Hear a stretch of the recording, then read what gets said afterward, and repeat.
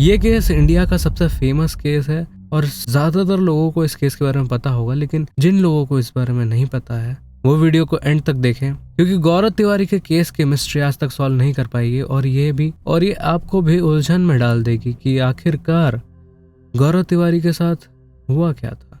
गौरव Tiwari India के सबसे famous paranormal investigator थे और गौरव तिवारी का केस सुनकर आप भी सोच में पड़ जाएंगे कि आखिरकार गौरव तिवारी के साथ हुआ क्या था।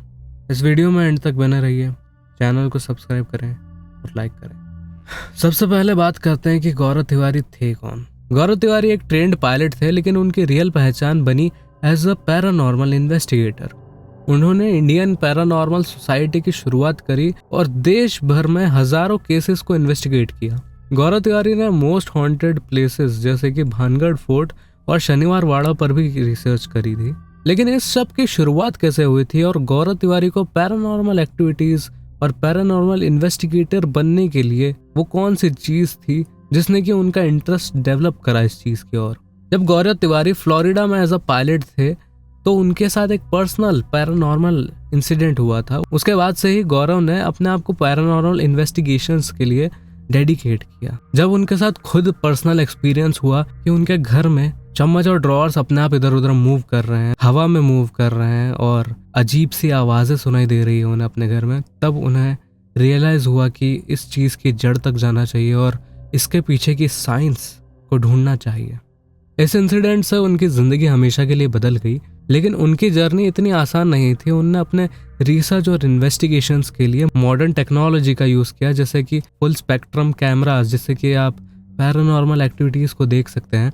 लेकिन ऐसा क्या हुआ कि गौरव ने अपने अच्छे खासे करियर एज अ पायलट को छोड़कर पैरानॉर्मल इन्वेस्टिगेशंस में अपनी पूरी लाइफ डेडिकेट कर दी, और क्या उनका पैशन उन्हें कभी रोक नहीं पाया। गौरव ने अपनी फर्स्ट इन्वेस्टिगेशन 2009 में करी थी। उन्होंने अलग अलग हॉन्टेड जगह जैसे भानगढ़ फोर्ट, शनिवार वाड़ा और डुमास बीच को एक्सप्लोर किया।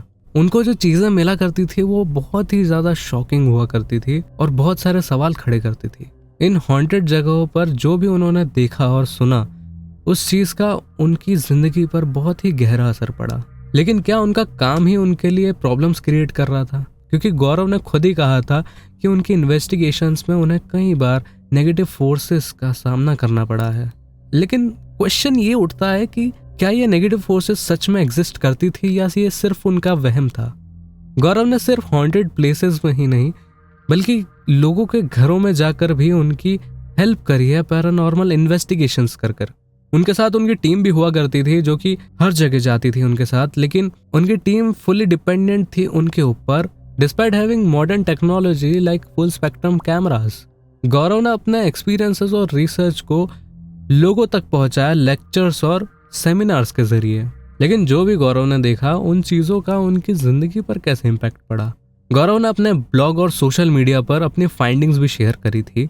अब ये तो बात हो गई कि गौरव का करियर कैसा रहा एज अ पैरानॉर्मल इन्वेस्टिगेटर, लेकिन अभी भी अनसॉल्व्ड मिस्ट्री है कि क्यों और कैसे गौरव की डेथ हुई उन्हीं के घर में। 7 जुलाई 2016 गौरव अपने घर में अनकॉन्शियस मिले और उनकी डेथ हो गई थी। उनके गले पर एक ब्लैक कलर की लाइन थी।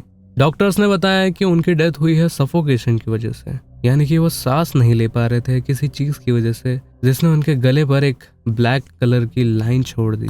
लेकिन ये क्लियर नहीं था कि ये सुसाइड थी या कुछ और। उनकी डेथ के अराउंड बहुत सारे क्वेश्चंस उठे। पुलिस रिपोर्ट्स और फैमिली स्टेटमेंट्स से भी कोई क्लियर जवाब नहीं मिला। उनकी फैमिली का कहना था कि ऐसा हो सकता है कि गौरव के ऊपर कोई नेगेटिव फोर्स हो जिसने उन्हें मारा हो। कई सारी थ्योरीज गौरव तिवारी की डेथ के अराउंड है कि क्यों कोई इंसान अपने करियर के पीक पर सुसाइड करेगा। उनकी फैमिली से पता चला है कि गौरव की मेंटल हेल्थ भी इतनी अच्छी नहीं थी, वो अक्सर अकेले ही रहा करते थे। गौरव ने अपनी डेथ से 1 महीने पहले ही अपनी वाइफ को बताया था इन सब नेगेटिव फोर्सेस के बारे में। गौरव की डेथ का असली रीजन क्या था, आप मुझे कमेंट्स में जरूर बताएं कि आपकी क्या थ्योरी है इस बारे में। पैरानॉर्मल कम्युनिटी में गौरव की डेथ ने सबको शॉक कर दिया था। उनकी डेथ से रिलेटेड बहुत सारी कॉन्स्पिरेसी थ्योरी सामने आई। गौरव के फादर ने बताया कि उनको कोई नेगेटिव फोर्स उनकी तरफ खींच रही है। आज भी लोग उनके काम को रिस्पेक्ट करते हैं और उनके अनसॉल्व्ड केसेस को सॉल्व करने की कोशिश करते हैं।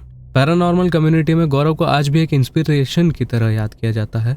तो ये था गौरव तिवारी का केस। अब ये डिसीजन आपका है कि आप क्या मानना चाहते हैं। इस वीडियो को लाइक करें और मुझे किस केस पर वीडियो बनानी चाहिए कमेंट्स में मुझे जरूर बताएं।